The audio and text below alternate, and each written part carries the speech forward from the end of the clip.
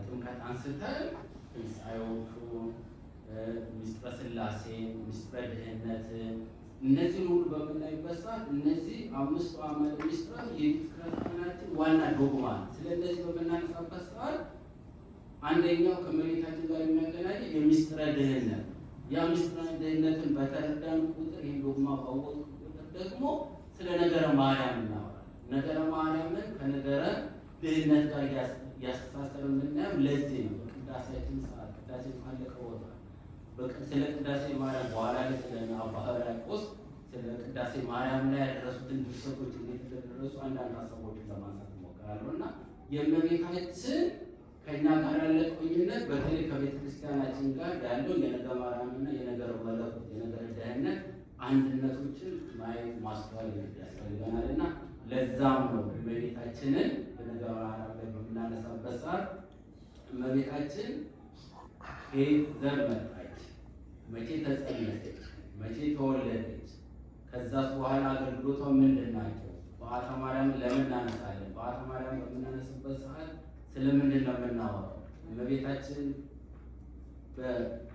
ስለ በዓታ ማርያም በምናወራበት ሰዓት በመሰረቱ በዓታ ማርያም የምናነሳው ምንድን ነው? ዋናው የምናከብርበት ሰዓት እመቤታችን የ3 ዓመት ሕፃን እያለች ወደ ቤተ መቅደስ የተሰጠችበት ወደ ቤተ መቅደስ የገባችበት ዋና ዕለቱ ነው። ስለ ታኅሳስ 3 ስናወራ ስለ በዓታ ማርያም ስናወራ የእመቤታችን በ3 ዓመቷ ወደ ቤተ መቅደስ የገባችበት ያንን ስናወራ ግን ስለ እመቤታችን በመሰረቱ ማወቅ አለብን። ቅድም እንዳልኳችሁ ስለ ነገረ ማርያም ስናወራ ስለ ነገረ ድኅነት ነው የምናወራው። ስለ ነገረ ድኅነት ስናወራ ደግሞ ስለ ምስጢረ ሥላሴ፣ ስለ ምስጢረ ሥላሴ ስናወራ ደግሞ ስለ ቤተ ክርስቲያናችን ዋና ዶግማዎቹን ስለ አምስቱ አዕማደ ምስጢራት ጋር የምናስተሳስርበት ነገር ነው። ስለዚህ እነዚህ ሁሉ የሚተሳሰሩ ስለሆነ ስለ እመቤታችን የማናነሳበት ምንም ምክንያት የለም። ምክንያቱም ስለ ነገረ ማርያም ስናወራ እመቤታችን ከተጸነሰችበት ከነሐሴ 7 ጀምሮ እስከ ግንቦት 1 የተወለደችበትን ግንቦት ልደታን እናከብራለን።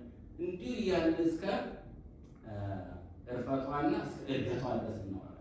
እንዲሁም የእመቤታችን ኢየሱስ ክርስቶስን የጸነሰችበት የተወለደበትን ሁሉ የምናነሳበት የሁለቱ ቁርኝት ለእኛ መሰረታችን ስለሆነ ነው። ስለዚህ ስለ በዓታ ማርያም በምናወራበት ሰዓት በ3 ዓመቷ ለቤተ ክርስቲያን ወደ ቤተ መቅደስ የገባችበት ምክንያቱ ምንድን ነው? ለምንድን ነው ወደ ቤተ መቅደስ በ3 ዓመቷ ተሰጠች የሚለው ነገር ማወቅ አለበት። ስለሱ ከማውራታችን በፊት አባቶች ስለ እመቤታችን ሲያስተምሩ ለ3 ከፋፍለው የሚያስተምሩ ከተጸነሰችበት እስከ 3 ዓመት እስከሚሞላበት ድረስ ከእናትና ከአባቷ ቤት የኖረችበትን ከ3 ዓመት ጀምሮ ደግሞ እስከ 12 ዓመቷ ድረስ ወደ ቤተ መቅደስ የኖረችበትን ከ12 ዓመቷ በኋላ ደግሞ ለዮሴፍ የተሰጠችበትን ከዛ በኋላ ልደቱ እያል እስከ ዕርገቱ እስከ ትንሣኤና እስከ ዕርገቱ ድረስ የምናይበት ነው። ስለዚህ ስለ በዓታ ማርያም ላይ ነው ዛሬ ትኩረት ለማድረግ መሞክረው። ለበዓታ ማርያም በምናወራበት ሰዓት ማርያምን መጀመሪያ ላይ የወለዷት የፈጠሯት እነማን ናቸው ቤተሰቦቿ የሚለውን ነገር ማወቅ ያስፈልጋል። ምክንያቱም የእመቤታችንን ማውራት ከፈለግን ስለ እመቤታችን ውልደቷ፣ ዘሯ፣ ጽንሰቷ፣ አስተዳደጓ የምናውቀው እንግዲህ እናትና አባት ስላላት ማለት። ስለዚህ እመቤታችን እናትና አባት በምናወራበት ሰዓት የአባቷ ስም ቅዱስ ኢያቄም ይባላል። የእናቷ ስም ቅድስት ሐና ነው። ቅዱስ ኢያቄም እና ቅድስት ሐና ከተለያዩ ነገዶች የመጡ የእስራኤል ዘሮች ናቸው። ቅዱስ ኢያቄም ከነገደ ይሁዳ የሚወለድ ሲሆን ያው የይሁዳ ዘሮችን ታውቃላችሁ። እነ ይሁዳ፣ እነ ሰለሞን፣ እነ ቦዔዝ፣ እነ ዳዊት፣ እነ እስራኤል ያሉበት ነገድ ውስጥ ያሉት። ሁለተኛው ደግሞ የቅድስት ሐና ዘሮች ደግሞ የነገደ ሌዊ ይባላሉ። እነዚህ ነገደ ሌዊ የምንላቸው ደግሞ የነ አሮን ዘሮች ናቸው። እነዚህ የዘር ግንዶችን በምናመለክትበት ሰዓት የነ ሄርሜላ እንግዲህ ቤተክርስቲያናችን ውስጥ የተለያዩ ስሞች እናውቃለን። ሄርሜላ ስንል አሮን ስንል ከቤተ ክርስቲያን ጋር ከነዚህ ነገዶች ጋር ከነገደ ሌዊ ከነገደ ይሁዳ ዘሮች ጋር ከነገደ ዳዊት ጋር የተገናኙ ናቸው። ስለዚህ የእነዚህ ሁለቱም ቅድስት ሐናና ከቅዱስ ኢያቄም የመጣች ነው። ከነዚህ ሁለቱ የዘር ገንዶች የመጣች እነዚህ ቅዱስ ኢያቄምና ቅድስት ሐና በዘመናቸው በሚኖሩበት ሰዓት በእስራኤል ውስጥ በጣም ቸር ደግ መስዋዕት የተቸገሩትን ሁሉ የሚረዱ ናቸው። ይህንን እያደረጉ የሚኖሩ ቢሆኑም በዘር አልተባረኩም ነበር፣ ዘር የላቸውም ነበር እና በዛ ዘመን ዘር ስላልነበራቸው ሁሉም ሰው የሚያያቸው እንደ ርኩሰት እንደ ኃጢአተኛ አድርጎ ያገላቸው ምንም እንኳን ሊረዱ ነው። ስለዚህ ይህን በመደረጋቸው ሁለቱም በጣም ሁልጊዜ ይሰማቸው ነው። እንግዲህ አንድ ሰው ልጅ ከሌለው በተለያየ እንግዲህ ያለን በዛ ዘመን በዚህ ዘመን ምን ያህል ተጽዕኖ እንደሚደረግ የምናያቸው ነገሮች ናቸው እና ያ ሁሉ መስዋዕቱ ቸሮቹ ቢሆኑ የህብረተሰቡ በዛ ዘመን የነበሩት ተጽዕኖ በጣም ከፍተኛ ስለነበረና ሁል ጊዜ ፈጣሪያቸውን ይለምኑ ነበር። ፈጣሪያቸውን ልጅ እንዲሰጣቸው በጣም በከፍተኛ ደረጃ ይለምኑ ነበር እና እየለመኑ እያሉ እድሜያቸው ይገፋል። እድሜያቸው ቢገፋም ግን ከልመናቸው አላቋረጡም። ለዘላለም ይለምናሉ። መቼ ነው ልጅ የምትሰጠን? የተባረከ ልጅ የምትሰጠን ብለው ይጸልያሉ። ከዕለታት አንድ ቀን ቅድስት ሐና ወደ አትክልት ጸሎት የጸለየች ወደ አትክልት ቦታ በምትሄድበት ሰዓት በዛ በአትክልት ቦታ ላይ ነጫጭ ርግቦች ከልጆቻቸው ጋር ሲጫወቱ ታያለች። ከጫጩቶቻቸው ጋር ማለት እና ያን ተፈጥሮ እያየች በጣም አለቀሰች። ምን ነው ፈጣሪ አምላክ ሆይ እኔ ልጅህን ልጅ ሳትሰጠኝ እንዲህ ተጨንቄ ለእንስሳቶች ለአትክልቶች እንደዚህ እያበዛቸው ዘራቸውን እያበዛ ከልጆቻቸው እኔ ምን አጥፍቼ ነው ብላ በጣም ታለቅሳለች። ይህን ለቅሷን ኢያቄም ይሰማል። እሱ በጣም ያዝናል። ከዛ ምንድን ያደረገው ኢያቄም ይወጣና ወደ ተራራ ላይ ወጡ። ሱባኤ ገባ። 40 ቀን ሱባኤ ገብቶ በጣም በከፍተኛ ጸሎት ላይ ይኖራል። እሷም ባለችበት ቦታ ላይ ትጸልያለች።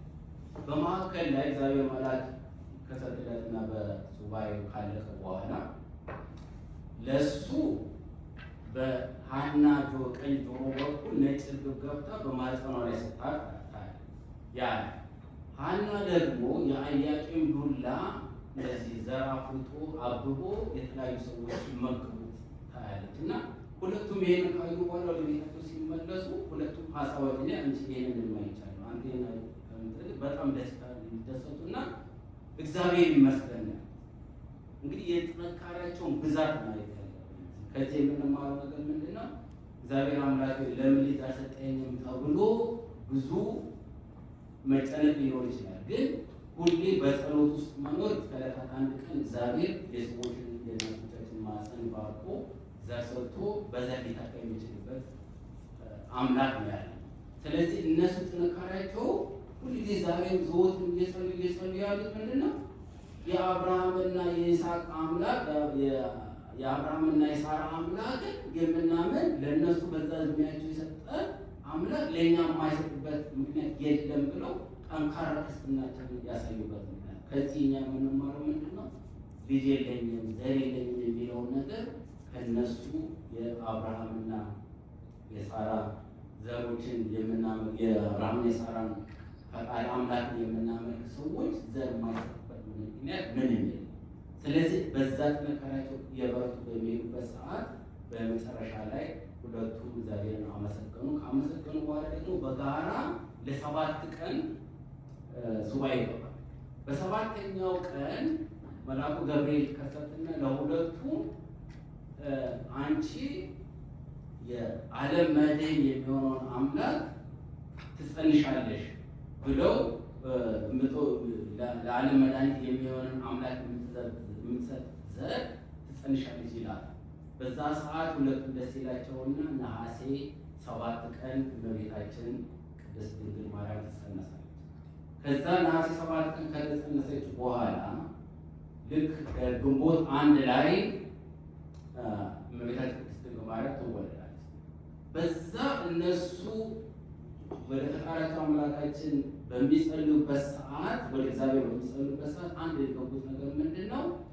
ወንድ ልጅ ከሆነ ወይም ሴት ልጅ ከሆነች ለቤተ ክርስቲያን ይሰጣል። ወንድ ልጅ ከሆነ አምላኩን የሚያገለግል በልቁና በክህነት የሚያገለግል እንዲሆን፣ ሴት ልጅ ከሆነች ግን እንደ ማንኛውም የቤተ ክርስቲያን አገልጋይ ለቤተ ክርስቲያን እንድትሆን ብለው ቃል ይገባል። ቃል ከገቡ በኋላ ቃላቸውን ይጠብቃሉ። ልክ 6 ወር በሚሆንበት ሰዓት ከ1 ዓመት እስከ 3 ከተወለደችበት እስከ 3 ዓመት ኢያቄምና ሐና ቤት ነው የኖረችው። እነዛ 3 ዓመት በምትሆንበት ሰዓት ልክ እመቤታችን የ6 ወር ልጅ እያለች ነው በእግሯ መራመድ። ልክ 1 ዓመት ሲሞላት አባቷ ኢያቄም ያደረገው ምንድነው? አካባቢ ያሉትን ካህናቶች፣ አገልጋዮችን ሊቀ ካህናቶች ያሉበት ሁሉ ይሰበስብና ልጅን መርቁልኝ ባርኩልኝ ይላል። በዛ ጊዜ በ1 ዓመቷ ላይ ይባርካል።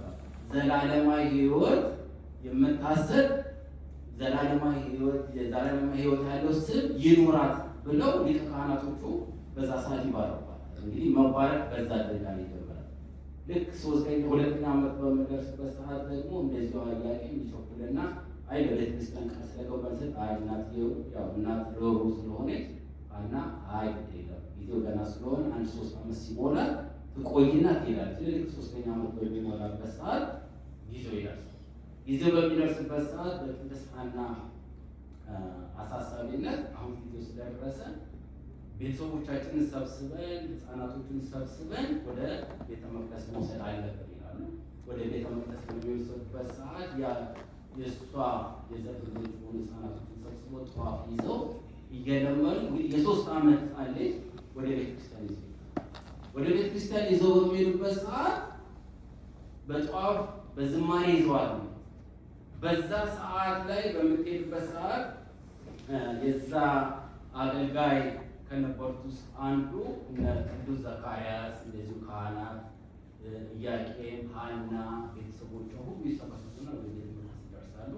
የ3 ዓመት ልጅ እያለች አንድ በጣም እመቤታችን ልክ እናትና አባቷን በዘር እንደፈተናቸው ዲያብሎስ አሁንም እነ ቅዱስ ዘካርያስን እና ሌሎች ካህናቶችም አሁን ሰይጣን ይፈተናል።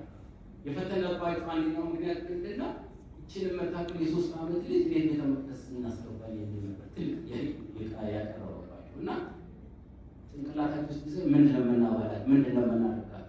የ3 ዓመት ልጅ እያሉ የሚያስቡበት ሰዓት በዛ ሰዓት ዝማሬ እየተዘመረ ባለበት ሰዓት ዛሬ እንግዲህ ስለ በዓታ ማርያም 13 ውስጥ ምናምን እንዲሁም ፋኑኤል ራሱ የሚከበርበት ቀን 13 2 በዓላት ያለው እና በዛ ሰዓት እግዚአብሔር መልአክ የሆነ ፋኑኤል ከሰማይ ህብስትና መና ህብስትና ወይን ይዞ ይመጣል። በሚወርድበት ሰዓት ሁሉም ወደ ላይ ከፍ እያሉ ሲያዩት ምንድን ነው የተደረገው? እነ ቅዱስ ዘካርያስ ሌሎች ካህናቶች ያንን መባ ለመቀበል እጃቸውን ከፍ ያደርጋሉ። እጃቸው ከፍ በሚያደርጉበት ሰዓት ቅዱስ ፋኑኤል እንደገና ወደ ላይ ከፍ ይልባቸው። አሁንም ሊቀበሉ ሲል ከፍ ይልባቸውና ምናልባት እሱ የመጣው ለዚች ሕፃን ለሆነችው ለማርያም ይሆን ብለው እሷን ተቀባይ እሷን በሚያቀርቡበት ሰዓት ቅዱስ ፋኑኤል ወርዶ እሷን በክንፉ ከፍ ካደረገ በኋላ ይዞ የመጣውን መባ በክንፉ ከልሎ ያበላትና ይሰዋል። በዛ ሰዓት ካህናቶች በቃ ይሄ የተጠራጠሩበትን ነገር መላእክታት የመጡ እንደሚመግቧት ያረጋገጡ ስለሆነ እኛ ስለሷ ምግብ ማሰብ የለብንም ብለው ይቀበሏታል። በደስታ ተቀብለዋል። በዛ በቤተ መቅደስ ያስገቧል። በቤተ መቅደስ በምትሆንበት ሰዓት እንዳልኳችሁ ወደ 12 ዓመት ነው። 12ቱን ዓመት በምትሆንበት ሰዓት ኢያቄምና ሐና በወር 1 ቀን ቀለብ ይዘውላት ሄዱ ነበር ሊጎበኟት ማለት ነው። እመቤታችንን የሚጎበኙት አንዱ እሷ ከመነኮሳቶች ጋር ነው የምትኖረው። አንድ አገልጋይ አባቶች ቅዱሳን አባቶች ይዛሉና አባታ ኢያቄም ብቻ ነው፣ ሌላ ሰው አያት። እዛ በምታገለግልበት ሰዓት የታዘዘችው ሁሉ የምታደርገው የምትሰራሩት ነገሮች ትሰራለች፣ መጽሐፍ ቅዱሶችን ታነባለች፣ ትምህርት ማለት ነው።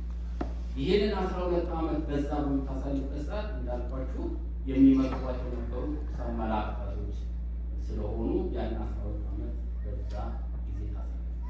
ያንን 12 ዓመት ካሳለፈች በኋላ ልክ 12ኛው ዓመት በሚደርስበት ሰዓት በአጠቃላይ ስትገባ 3 የ12 15 አሉ። ስለዚህ ልክ አንድ ሴት 15 ዓመት ሲሞላት ለአቅመ ሔዋን በምትደርስበት ሰዓት ያው በተፈጥሮ ሴት ልጅን የሚደርስባት የተለያዩ ጉዳዮች ነገር ስላሉ ያንን ነገር እንግዲህ በአባቶች በጣም ያስጨንቃቸዋል። እንግዲህ እዚህ እስካሁን ስታገለግል ነበር። ይህን ያህል ዓመት ቆይታለች። ጊዜዋ ለአቅመ ሔዋን ደርሷል። ስለዚህ ምን ማድረግ አለብን ብለው ሲመክሩ አይ ለአቅመ ሔዋን ከደረሰች እንግዲህ በዛን ዘመን የኦሪት እርግማን መሰረት ያው አዳምና ሔዋን ከገነት በሚባረሩበት ሰዓት አንዱ ትልቁ የነበረው አዳም ረግሮ እንዲበላ ደግሞ ሔዋን ላይ ደግሞ በተለያየ መልኩ ያው በተፈጥሮ ቢሆን የተሰጣቸውን ነገር ነው። ከዛ ውስጥ አንዱ በተፈጥሮ በሴት ላይ የሚደርሰው ነገር ስለሚኖርባት እዛ ውስጥ መኖር አትችልም።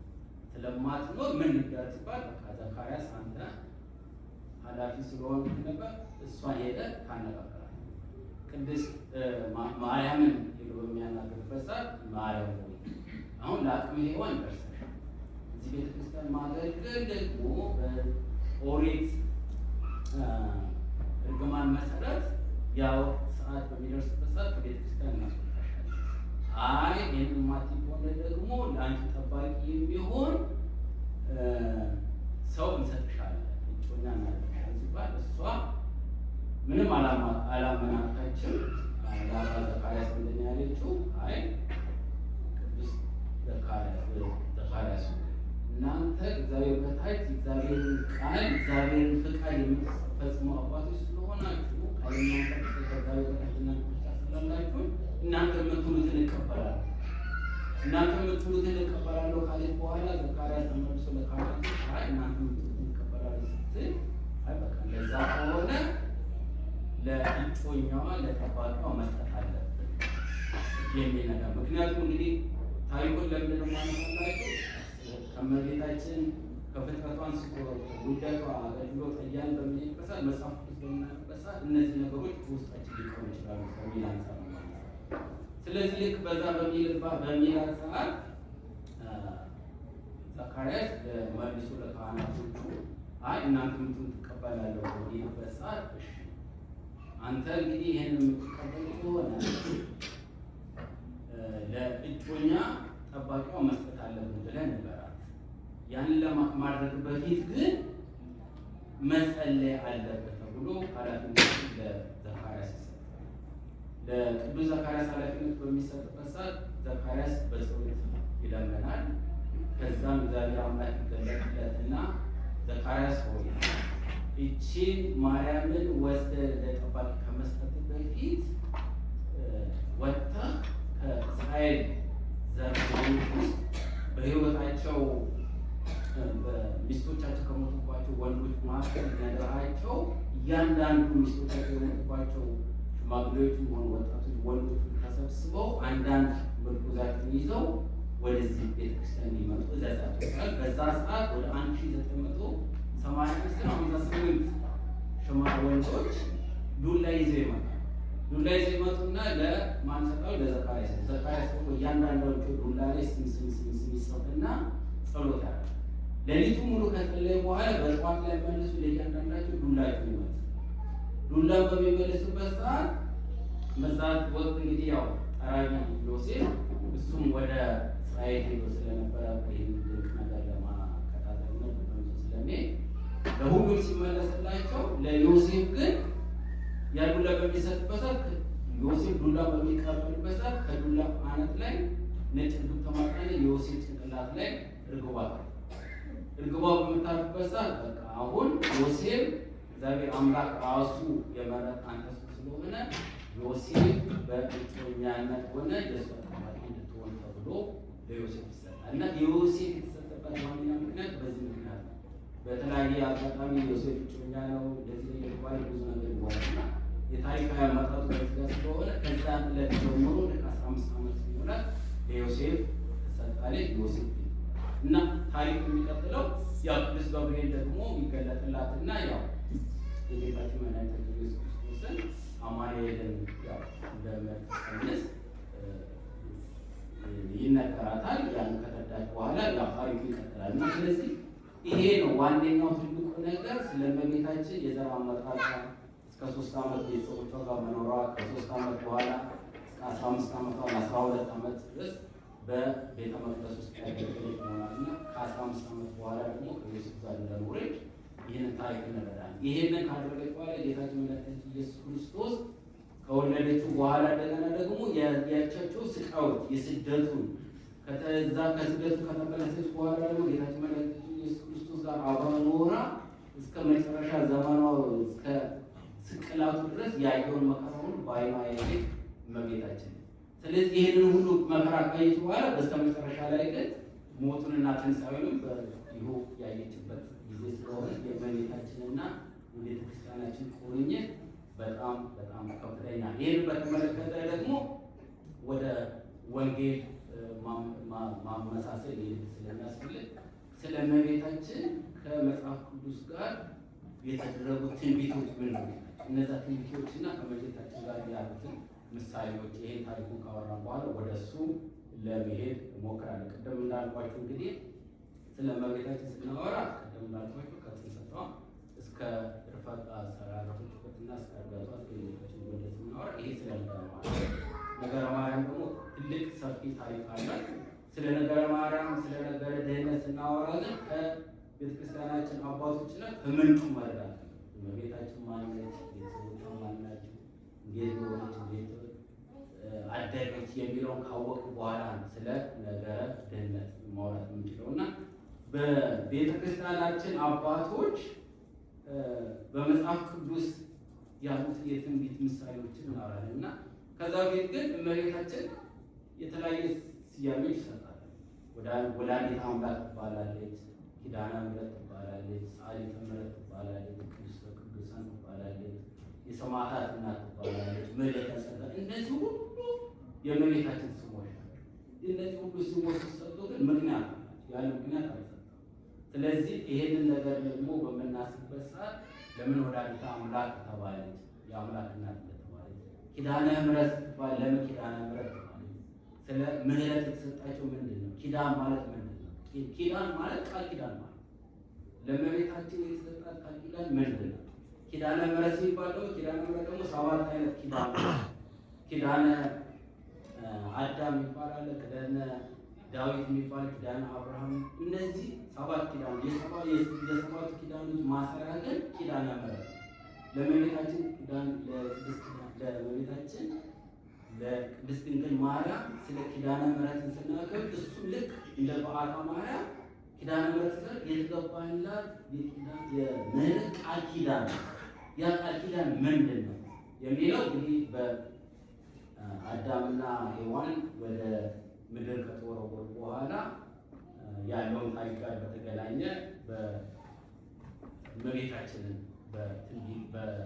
የትንቢት ምሳሌዎች ውስጥ አንዱ አዳም ከገነት በተሰደደ ጊዜ ተስፋው አንቺ ነሽ የሚባል መዝሙርም አላል። የዚህ ነገር ከምን ጋር የተገናኘ? አዳም ከገነት በተወረወረ ጊዜ ተስፋው አንቺ ነሽ ያላት ለምንድን ነው? ተስፋ ማለት አለኝታ ማለት ነው። የአዳም መዳኛው ተስፋው አለኝታ አንቺ ነሽ ሲል በዛ ዘመን እንግዲህ ይሄን ነገር በደንብ መረዳት ያስፈልገናል። ምክንያቱም አዳምና ሔዋን ከገነት በወጡ ዘመን አዳም እንግዲህ በዛው አካባቢ ከገነት ሳይርቅ ነው ቶሎ ሲኖር የነበረው እና አዳምና ሔዋን በዛ በሚኖርበት ሰዓት አዳም ሁሉ ጊዜ ከገነት ከወጣ በኋላ ሁሉ ይጸጸታል፣ በጣም ይጸጸታል። ምክንያቱም የተጸጸተው በገነት ውስጥ ያለውን ኑሮ እና ከገነት ውጭ ያለው ኑሮ ልዩነቱ ስላየ ለምን ይሄን አደረኩ እያለ ሁሌ ራሱን ይከነከነዋል እና አዳም በማን ያሳብባል? ያው እንግዲህ እባቡ ሔዋንን አሳሳተ፣ ሔዋን ደግሞ አዳምን አሳሳተ ይባላል። እነሱ ደግሞ ለሰው ልጅ ለማንም የሚሰጡን በተፈጥሮ የማሰብ የማገናዘብ ነገር ሰጥቷቸዋል። ሕጉን ነግሯቸዋል። ይሄን አታርጉ፣ ይሄን አትብሉ ብሎ ማስተዋሉ ከእንስሳ የሚለየው ምንድነው? የማስተዋል ጥበብ ስለሰጠን። እነሱ ግን ሰይጣን ነው ያው በባው ተመስሎ እነሱ ግን ይህንን ነገር ማስተዋል ይገባቸው ነበር። ሆኖም ግን አዳም ያደረገው ምንድነው? ሁሌ ሔዋን ላይ በቃ አንቺ ነሽ እንደዚህ ያደረግሽ፣ አንቺ ነሽ እንደዚህ ያጠፋሽ፣ እንደዚህ ያደረግሽ እያለ ያማረርባል እና ሔዋን ሁሉ ጊዜ የሁሉ ክርክር ሲበዛባት ከዛ አካባቢ ትለይ። በምትለይበት ሰዓት አንድ ቀን በህልሙ መልአክ እግዚአብሔር ገለጥለትና አዳም ሆይ ለምንድን ነው ሚስትህን ታስጨንቃት? የአንተ መዳኛ በሷ ነው ይለዋል። እንዴት መዳኛ በሷ ነው ይላል። የዛን ጊዜ ብንን ይልና ካለችበት ፈልጎ ያመጣታል። በቃ የአዳም መዳኛው አንቺ ነሽ ተብያለሁ ስላለ ከእሷ ጋር በሰላም በፍቅር በሚኖሩበት ሰዓት እንደገና እግዚአብሔር አምላክ ምንድን ያደረገላቸው? ይሄ የምትበሳጭበትን የምትናደድበትን ኃጢአት ሁሉ ከልጅ ልጅ ተወልጄ አድንሃለሁ ያለው የ5500 ክፍለ ዘመንን ኃጢአት ሁሉ በእሷ በኩል ነው ማለት ነው። ከዛ በኋላ ነው የአዳምና ሔዋን ያየዘብን እየቆረጠን ቅድም እንደሄድኳቸው እንዳነገርኳቸው መጨረሻ ላይ ሐናና ኢያቄም ላይ ደርሰናል። የሐናና ኢያቄም የዘብን እንደነገርኳቸው ለዛ ከዚህ ጋር ከአዳም ዘር ጋር ያገናኛችሁ ስታወሩ መጨረሻ ላይ ከሐናና ከኢያቄም ጋር የአዳም ዘር ስላለችው እመቤታችን ትወለዳለች። እመቤታችን በምትወለድበት ሰዓት ጌታችን መድኃኒታችን ኢየሱስ ክርስቶስ የተናገረው ለአዳም ምንድን ነው? ከልጅ ልጅ ተወልጄ አድንሃለሁ ነው። በእመቤታችን በኩል ነው እንግዲህ ጌታችን መድኃኒታችን ኢየሱስ ክርስቶስ ተወልዶ የአዳም ጥፋት በሞቱ በስቅላቱ ያጠፋል እና ለዛ ነው በመዝሙራችን አዳም ከገነት በተሰደደ ጊዜ ተስፋው አንቺ ነሽ፣ አለኝታው አንቺ ነሽ የተባለበት መዝሙሩ በሴቶች። ስለዚህ እዚህ ላይ አሁን የምንረዳው ምንድን ነው? ስለ እመቤታችን ስናወራ ስለ እናቶች ስናወራ ደግሞ ስለ ሴቶች። ስለዚህ እያንዳንዱን ነገር ስናዘጋጀው ቤተክርስቲያናችን ለእናቶች ያላት ክብር፣ ለሴቶች ያላት ክብር፣ እንደዚሁም ደግሞ በእናቶች እና በሴቶች በእመቤታችን ተመስሎ መዳናችን ድህነታችን ከዛ ጋር የተገናኘ ነው እና ስለዚህ እያንዳንዱ ቤተክርስቲያናችን ከሁሉም በላይ ለሴቶች ለእናቶች የምንሰጠው ክብር ትልቅ ነው። ይህንን ከማለት አንጻር ነው። ሌላኛው ኖህ በመርከቡ ከጥፋት የዳነብሽ አንቺ ነሽ ይባላል። ኖህ ከጥፋቱ መርከቡ የዳነብሽ አንቺ ነሽ ሲባል በዛ ዘመን የተተነበየ ትንቢት የኖህ ዘመን በዛም በኦሪት ዘመን የተደረገ ክስተት እንግዲህ እንደምታስታውሱት በኖህ መርከብ ላይ ለምንድን ነው ታሪኩን በምናይበት ሰዓት የኖህ መርከብ የተዘጋጀው የሰው ልጆች ከምድር ላይ ሙሉ ለሙሉ እንዳይጠፉ ዛሬ ለሱ በሰጠው ትእዛዝ መሰረት እንጨት መርከብ ሰርተ በዛ መርከብ ላይ ከእያንዳንዱ እንስሳቱ ከሰው ከምናምን የተጣሉትን አድርገህ እነሱን ለዘል እንዲያጠፋቸው ያደረገበት ትእዛዝ። ስለዚህ በዛን ዘመን ደግሞ የኖህ መርከብ የጥፋት ቁጣ የመጣበት ሰዓት ደግሞ ታስታውሳለህ። የሰው ልጆችን እግዚአብሔር በመፍጠሩ የተጸጸተበት እነ ኔፊሊም የሚባሉት ከሴቶች ጋር ብዙ ታሪክ የተፈጠረበት ነገር ስለሆነ ስለዚህ ያንን ዘመን በጣም ፈጣሪያችን እግዚአብሔር በጣም የተበሳጨው ለምን የሰው ልጆች ፈጠሩ እስከሚሉበት የደረሰበት ዘመን ስለሆነ ለኖህ የተወሰኑ ዘሮችን ለማትረፍ ሌላውን በንፍር ውሃ ለማጥፋት በሚሉበት ሰዓት እንግዲህ ኖህ መርከብ የሰው ዘሮችን ለማዳን የተደረገበት ነገር ነው። ስለዚህ ይህንን ከምን ጋር ነው ኖህ መርከብን ከጥፋት የዳነብሽ አንቺ ነሽ የተባለው? በኖህ መርከብ ላይ የተወሰኑትን ሰዎች እንስሳቶችንም አድርጎ ነው አለ ኖህ በዛ ዘመን ሰዎችን ያቀረበው።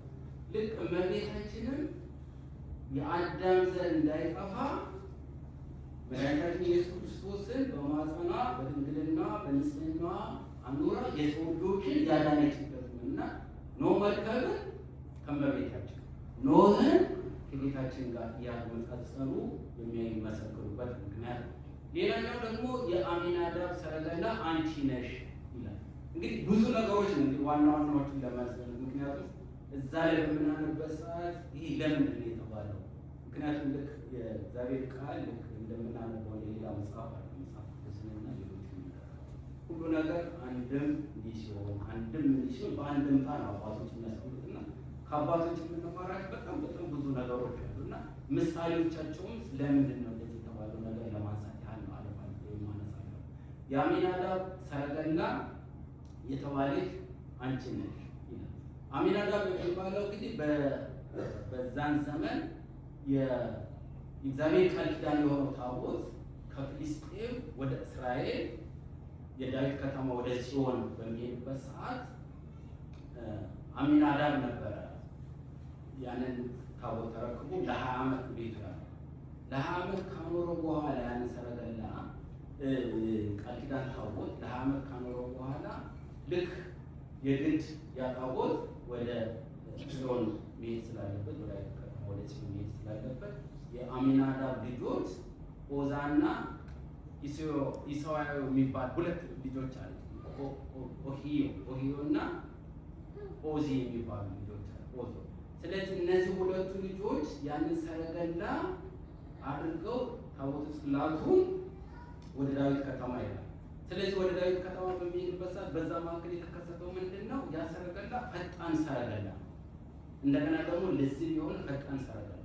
ያ ልዝብ የሆነ ፈጣን ሰረገላ ከእግዚአብሔር ከልጆች ጋር ከያዕቆብ ኪዳን ታቦት ከሰዎች ተለይቶ የኖረው ስለሆነ እንደገና ደግሞ መልሶ ወደ ዳዊት ከተማ የመጣበትን ነገር። ስለዚህ እመቤታችንም ደግሞ የሰው ልጅ የአዳም ዘር ከእግዚአብሔር ተለይቶ የኖረበትን ጊዜ እንደገና መልሶ ደግሞ አጥፍቶ ወደ ድህነት የመጣበትን ዘመን የሚያሳይበት ነው። ስለዚህ የአሚናዳብ ሰረገላ የተባለችበት ምክንያት ይሄ ነው። ሌላኛው እመቤታችን በዳዊት ማሲንቆና በበገና ትመሰላለች።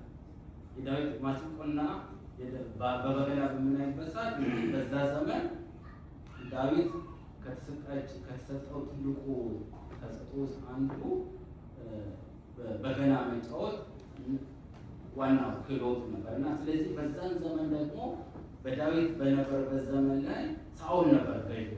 ሳኦል በዛ ዘመን ላይ በተለያየ መልኩ በርኩስ መንፈስ በኃጢአት በምናምን ይጨናነቅ ነበር እና የሚለው ምንድን ነው? ለሽከሮቹ ይልከው ነው፣ እስኪ በገና የሚጫወት መሰንቆ የሚጫወት አንድ ሰው ላኩልኝና በሱ እረፍት ላገኝ ይችላሉ ይላል።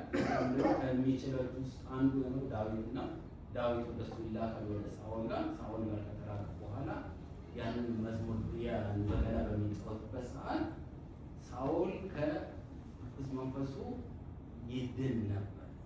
ስለዚህ ከዛ የዛ ሳኦል ከዛ ርኩስ መንፈስ መውጣቱ ምክንያቱ የዳዊት በገና የዳዊት መሰንቆ ነው። ስለዚህ እመቤታችንም ደግሞ ከተለያዩ ሀሳብ ከተለያዩ ጭንቀት ውስጥ የምታወጣ ወደ ነበርንበት ወደ ደስታ የምትቀይሩ ሰው ስለሆነ የዳዊት መሰንቆ ይባላል። ሌላኛው ደግሞ የሰለሞን አክሊል ይባላል። እንግዲህ አጠር እያልኩ ነው። እንግዲህ መጽሐፍ ቅዱስ ስታነቡ ይህን ሀሳብ ጓደኛችሁ በለጠ ልታሰቡ።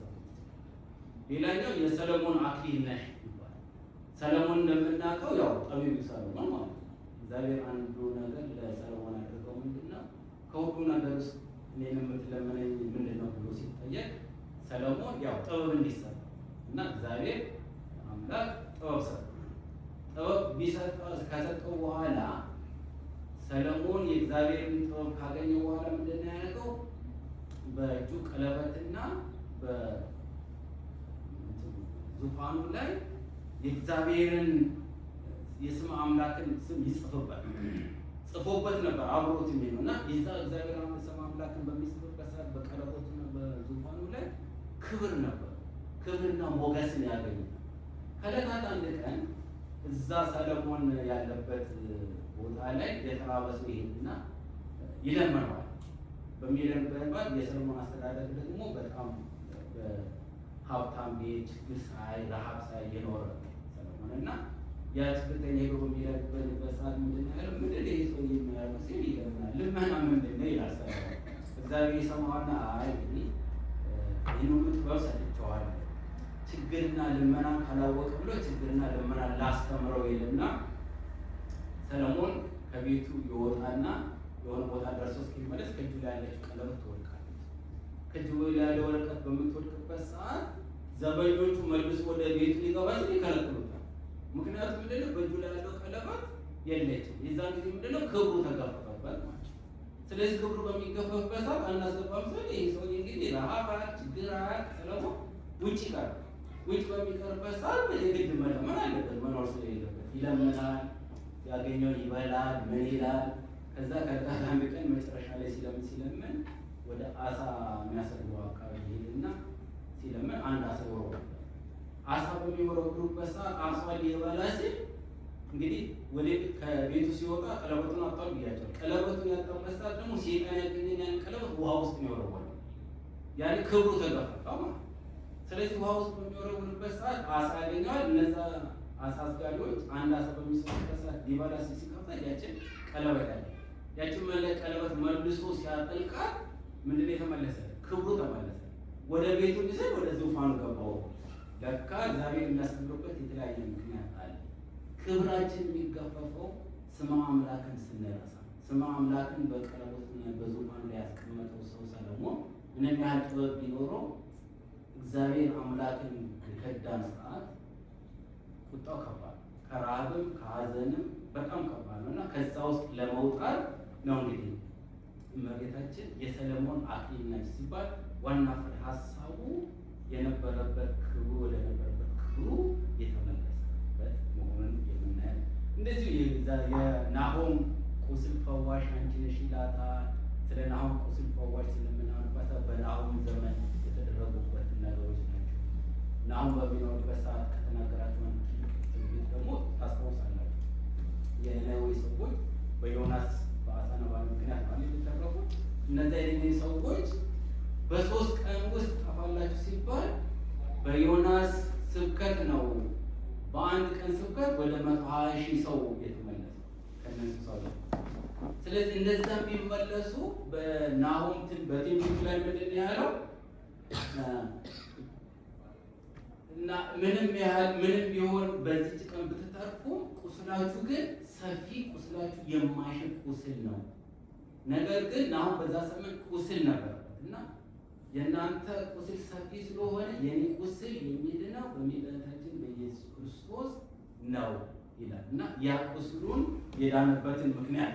ስለዚህ የናሆም ቁስል ፈዋሽነት በእመቤታችን በቅድስት ድንግል ማርያም አማካኝነት የተወለደው ጌታችን መድኃኒታችን ኢየሱስ ክርስቶስ ይፈውሰኛል ባለው በትንቢቱ መሰረት በሷ በኩል እንደሚፈወስ የቁስላችን ችግራችን እንደሚፈወስ ያየንበት እና ስለዚህ በትንቢቱ የተነገሩት ነገሮች ሁሉ በዚህ ዘመን ላይ በምናይበት ሰዓት ከእመቤታችን ቀጥታ መጽሐፍ ቅዱስ ላይ ስትናገኙ የተለያዩ ከኛ ወጣ ያሉ በተለያየ እምነት ያሉ ወንድምና እህቶቻችን ግን እመቤታችንን የማይገባ ቦታ ማለት መነገር የማይገባቸው ለእኛ የማይመጥን በጣም መጥፎ እና ጥሩ ያልሆነ ስያሜ ሲሰጧት በጣም ያሳዝናል። ምክንያቱም መጽሐፍ ቅዱስን ጠልቆ አለመረዳት፣ እመቤታችንን በደንብ ከችግራችን እንዴት እንደምታወጣ አለመረዳት ያለበት ችግር ስለሆነ፣ ሌላኛው ደግሞ የዘካርያም ደስታ ትባላለች፣ የሐዋርያት ሞገስ ትባላለች፣ የነቢያት ትንቢት ትባላለች፣ የጌዴዎን ጸመን። እነዚህ ሁሉ በየቤተ ክርስቲያናችን በትርጓሜ በምንበት ሰዓት የየራሳቸው ትርጓሜዎች አላቸው እና መጨረሻ ላይ ስለ እመቤታችን በምናወራበት ሰዓት የቤተ ክርስቲያን አባቶች እና ሊቃውንቶች በተለያየ ስም እመቤታችን ቅድስት ድንግል ማርያምን ፍጽምት ናት። ፍጽምት ናት ሲባል የንጽህናዋ መሰረቷ ንጹህ የሆነች የሚላት ንጽሐ ነፍስን ከንስሐ ሥጋ ጋር አስተባብራ የተገኘች የእርሷ ላይ ምንም አይነት ነውር የሌለባት ንጹህ። ምክንያቱም እመቤታችን ምንም ነውር የሌለባት ማለት እሷ ስትፈጠርም ድንግል ነበረች። ጌታችን መድኃኒታችንን ስትወልድ ድንግል ነበረች። በሕይወት ዘመን ስትኖር ድንግል ነበረች። ድንግል ፍጹም ንጹህ ነች የምንልባቸው ነገሮች እነዚህ ናቸው። በዛ ምክንያት ነው የዓለም ድህነት ምክንያት በመሆኗ እሳተ መለኮት በማኅፀኗ በመሸከሟና የተመረጠች መሆኗን የምናይበት ነው። ሌላዎቹ ደግሞ አባቶቻችን ጸጋ ወሀብት ይለዋል። ምክንያቱም መልዕልተ ጸጋ የምንልባት ጸጋ ማለት ቸርነት፣ ስጦታ፣ በረከት ማለት ነው። ስለዚህ እሷ ደግሞ ጸጋነቷም ለእናትና ለአባቷ ለኢያቄምና ለሐና ጸጋ ነች። እንዲሁም ደግሞ በዛን ዘመን ከሴቶች ሁሉ የተመረጠች ንጹህ በመሆኗ የዛ ዘመን በዘመኑ ካሉት በመረጧ ጸጋ እንላለን። ጸጋው ደግሞ ዝም ብሎ አይሰጥም። ጸጋ የሚሰጠው በትህትና ትሁት ለሆኑ ሰዎች የምናገኛቸው። ሌላኛው ወደ መንግስተ ሰማያት መርታ የምታስገባ እናታችን ነች። ወደ መንግስተ ሰማያት የምንገባባት እናታችን ተክል ምርኩዛችን በትራችን የምንላት እናታችን። ስለዚህ እነዚህ ሁሉ ናቸው ተሰብስበው በምናይበት ሰዓት ልዕልት ነች፣ እግዚአብሔር እና የሰው ተላላኪ ነች። ምክንያቱም ቅድስት ድንግል ማርያምን አናመልካት ማለት እኛ ስለማናመልካት ምንድን ነው የምንላት? አማላጃችን ነች፣ ተላላኪያችን ነች። በእኛና በእግዚአብሔር መካከል ያለች ከፈጣሪ በታች ከፍጡራን በላይ ያለች ልጅ ስንል ይህ ሁሉ ራሱ ከነገረ ማርያም ጋር እና ከነገረ ድህነት ጋር ቅድም እንዳልኳችሁ በደንብ የተሳሰረ ነገር ስለሆነ እነዚህን ማየት አለ። አንዱ ምሳሌ ለምሳሌ በቃና ዘገሊላ ላይ ሉቃስ 2 ላይ እናገኛለን። በቃና ዘገሊላ ላይ ውሃ በሰርገኞች በመጡበት ሰዓት ውሃ ነበር አይደል? ዮሐንስ ላይ። ስለዚህ ይሄን በምናይበት ሰዓት እመቤታችን ውሃውን መሬት ላይ ሰው በሚጨነቁበት ሰዓት ወደ ወይን ያስቀየረችዋል። እመቤታችን በዛ ሰዓት ድልድያችን ናቸው። በእግዚአብሔርና በሰው መካከል ያለች የምንልባቸው እነዚህ ናቸው። ኖህ መርከብ ላይ ቅድም ነግራቸዋለሁ። በኖህ መርከብ ላይ 2 መልእክት ነበር። ከታዩት እንስሳቶች ውስጥ አንዱ አድርገው አንዱ ቁራ ነው። ቁራ ምንድን ነው? እንደ አባባልም የቁራ መልእክተኛ ይባላል አይደል? የቁራ መልእክተኛ ማለት ተላቅ ወጥቶ የሚቀረው ማለት ነው። ግን እዛ ውስጥ ኖህ ምንድን ያደረገው የውሃው መሙላትና መጉደል ለማየት መጀመሪያ ላይ ቁራ እንዳለ ቁራ ሲልከው ቁራ በሰው ወጥቶ ቀረ። ስለዚህም የቁራ መልእክተኛ ይባላል። እርግብን ላከ። እርግብን በምትላክበት ሰዓት ሄደች፣ አየች፣ ተመላለሰች። መጨረሻ ላይ ምንድን ነው ያመጣችው? ዘንባባ ነው ያመጣችው። ስለዚህ እርግብን ከዘንባባ ጋር ስታዩ በተለያዩ ግን የቤተ ክርስቲያን መሰረት ነው። ዝም ብሎ አለ። እርግብን ታላላችሁ የሰላም ምልክት ነው። ከኛ እምነት ውጭ ያሉ ሰዎች ሁሉ እርግብን ዘንባባን ያደርጋሉ። ይሄ ከኖህ መርከብ ጋር ጌታችን መድኃኒታችን ኢየሱስ ክርስቶስ እግዚአብሔር አምላክ የሰው ልጆች እንዳይጠፉ ለኖህ ከሰጣቸው ስራዎች ውስጥ አንዱ ነው። ስለዚህ እመቤታችን በነጭ እርግብ ትመሰላለች። ምክንያቱም የሰው ልጆችን ያዳነችበትን ሰላምን የምታመጣበት ምክንያት ነው እና በመጨረሻ ላይ ከመደምደሜ በፊት ስለ አባ ሕርያቆስ ሳናነሳ ማለፍ ትንሽ ተገቢነት የሌለው፣ ምክንያቱም አባ ሕርያቆስን ታሪኩን በደንብ የምታውቁት ይመስለኛል እና አባ ሕርያቆስ በድርሰቱ እንግዲህ ስለ ቅዳሴ ማርያም በምናስታውስበት ሰዓት አባ ሕርያቆስን መርሳት የለብንም እና ትልቁ አባታችን ከእመቤታችን ጋር ያለው ጥልቅ እምነት ጥልቅ ትስስርን የምናይበት ነው። ምክንያቱም ስለ አባ ሕርያቆስ በምናወራበት ሰዓት እንዳለ ያው አባ ሕርያቆስን ከተፈታተኑት ውስጥ አንዱ በዘመኑ የነበሩት አባ ሕርያቆስ አልተማረም፣ እውቀትም ስላልነበረው በዘመኑ እመቤታችንን የሚያምን እግዚአብሔርን አምላክን የሚያምን ሲሆን በእምነቱ ብቻ ከፍተኛ ቦታ ይሰጠዋል። በዛ ነው በሚሰጥበት ሰዓት ከስሩ ያሉት ሊቃውንቶች የተማሩት ደግሞ ይጻረሩት ነበር እና እነዛ መጻረሮች በጣም ከፍተኛ ተጽዕኖ ደርሶበት ነበር አባ ሕርያቆስ። ያ ተጽዕኖ ምንድነው? ይሄ ያልተማረ ሰው ቤተክርስቲያን አገልግሎት ውስጥ ሆኖ እንዴት እኛን ይመራናል? አሁን በዚህ ዘመን የምናያቸው በተማረና ባልተማረ ባወቅና ባላወቅ ተብሎ የሚደረጉ ፍጥጫዎች አይነት። ስለዚህ እሱ ደግሞ የእመቤታችን ወዳጅ በመሆኑ ሁሌ ለእሱ ከለላ ሆና ሚስጥርን የሚገለጥለት ወደ ልጇ የምትለምንለት ሰው አባት ስለነበረ በዛ በጭንቀቱ ወቅት እነሱ ሲፈትኑ ከተናገራቸው ውስጥ አንዱ እመቤቴ ማርያም ሆይ ልመናሽን የለመነሽን የማትነሺ የነገሩሽን የማትረሺ እመቤታችን ድረሽልኝ አባል። ያ ማለት ለእመቤታችን ጥልቅ እንትን ስለነበረው፣ ምክንያቱም በዛ ዘመን የነበረው ምንድን ነው እነዛ ሊቃውንቶች ምንድን ነው የሚያደርጉት? አባ ሕርያቆስን እስኪ ቅዳሴ የሚያውቅ ከሆነ ጸሎት የሚያውቅ ከሆነ እኛን ያቁርበን እና ቅዳሴውን እንስማ። እሱ በዛ ሰዓት በጣም ከፍተኛ ችግር ስለነበረበት በዛች ሰዓት ይገባል ወደ ቅዳሴው። ሁሉንም ነገር ከተከናወነ የመጨረሻው ሰዓት በሚደርስበት ሰዓት ነው በውስጡ አካሉ ሲሆን በህሊናው በእመቤታችን በኩል ልመና ያቀረቡ ይሄን ቃል እና ይሄን ቃል በምታቀርብበት ሰዓት መንፈስ ቅዱስ በሱ ላይ አልፎ ልክ እንዳልኳችሁ አዲስ ድርሰት የተደረሰበት ዘመን ነበር እና ያን ድርሰት ደግሞ ሰው ሁሉ አዝኖ የሚያውቁት እያለቀሱ የማያውቁት ደግሞ እየተደነቁበት በሚኖሩበት ሰዓት ይሄ ብቻ አይበቃም።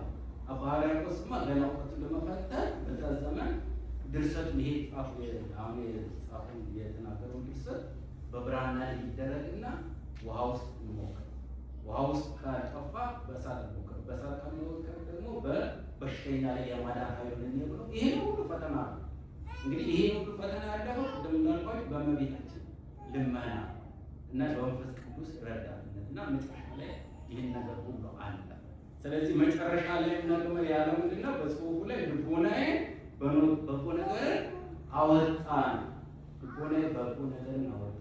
ምክንያቱም ብዙ ተጽዕኖ እንዲደርስበት ብዙ ችግር እንዲደርስበት በእመቤታችን በኩል በእሷ አማላጅነት ወደ መድኃኒታችን ኢየሱስ ክርስቶስ ደርሶ ብዙ ነገር የሚቃልልን በእሷ ምክንያት እሷ ድልድያችን ናት፣ እሷ መሸጋገሪያችን ናት፣ እሷ አማላጃችን ናት የምንለው ዝም ብሎ ነገር አይደለም። ስለዚህ አሁን ለሁላችን እመቤታችን በቤተ መቅደስ በ3 ዓመቷ ተገኝታ እንደገባች በሁላችን ቤት እንድትገባ በኑሯችን፣ በሕይወታችን፣ በጸሎታችን ሁላችን ባለበት ችግር ወደ እሷ ለምነን ችግራችን እንድታቃልልልን ልጇ ወደ ጌታችን ኢየሱስ ክርስቶስ ተቀበለን።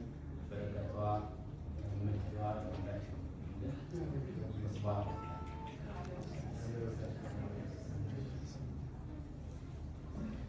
እሺ ቃለ ሕይወት ያሰማልን፣ ቃለ ሕይወት ያሰማልን። በሰማነው ቃል